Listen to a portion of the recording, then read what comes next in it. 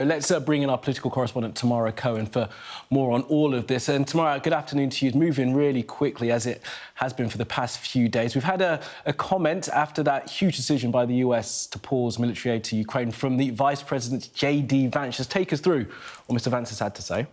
Well, how Europe has responded today to these reports overnight that the US is suspending military aid to Ukraine. We saw Ursula von der Leyen announcing the EU are going to massively ramp up the money available for defence, so feeling that they need to step into the breach now.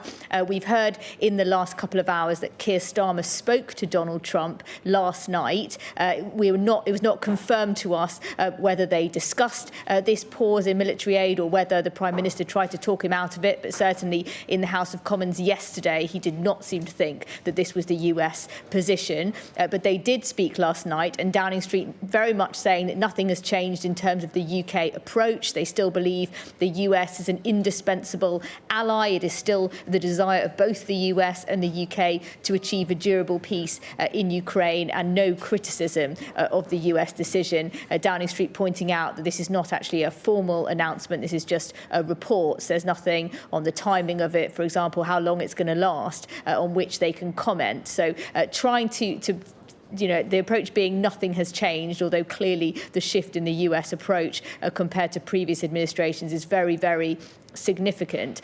And a big indicator of that is some of the things that J.D. Vance, the Vice President, has been saying. He caused a lot of anger at this side of the pond with an interview he gave to Fox News last night, shedding doubt on the idea that Russia would be deterred by what he called 20,000 troops from some random country that hasn't fought a war in 30 or 40 years.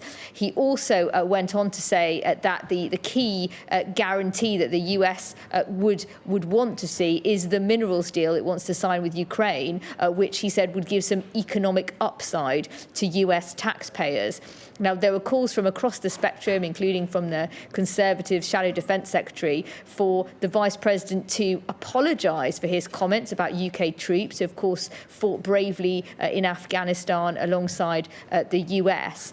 J.D. Vance then clarified on Twitter in response to a journalist saying this was bad news for Starmer and Macron, saying, "This is absurdly dishonest. I don't even mention the UK or France in the clip, both of whom have fought bravely alongside the US over the last 20 years and beyond." He goes on to say, "Let's be direct, there are many countries who are volunteering privately or publicly support, who have neither the battlefield experience nor the military equipment to do anything meaningful." So he's saying not the UK or France, although those are the only two countries who have offered up any peacekeepers.